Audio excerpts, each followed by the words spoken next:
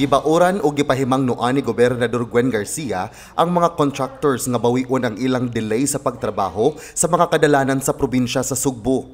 Kinihuman iyang nakitaan nga daghang mga contractors ang wala pa makaapa sa schedule nga ilang gisaad sa pagsemento sa kadalanan dihang nakadaog sila sa bidding sa maong mga kontrata gikan sa Kapitolyo.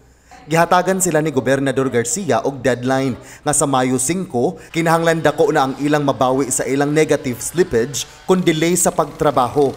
Kaniadtong Lunes, Abril 19, atol sa tigom nga gipatawag sa gobernador kauban ang mga nagkalain-laing construction companies tagsa-tagsa nga mihatag sa ilang mga rason ang mga kontraktor nganong nadilatar sila sa paghuman sa trabaho.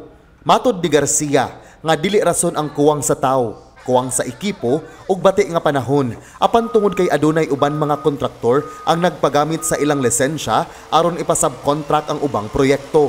Ano pa magyud na inyo pang naipasubcontract? I really hate that. If I find out again in the next round na inyo nang ipagamit na inyong lisensya, you'll be automatically disqualified. Dugang ni Garcia nga dili na angay pangadugay-dugayon sa mga kontraktor ang pagpasimento sa mga kadalanan tungod kay aduna pay daghan nga umaabot nga road concreting project karong tuiga. Base sa datos sa Provincial Engineering Office, 6 bilyones ka pesos ang kantidad sa road concreting and improvement project sa probinsya, apan 4.3 pa ang naimplementar ni ini.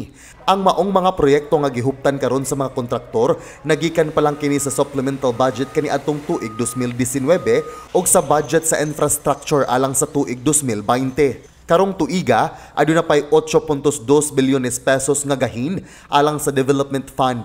Lakip na dinhi ang mga infrastructure project o pagpaayo sa mga kadalanan. Consider this as my first and last warning.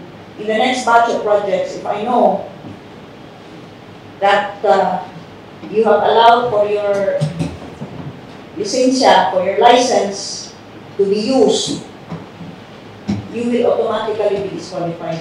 John Fredson Granada, Balita sa Sugbo.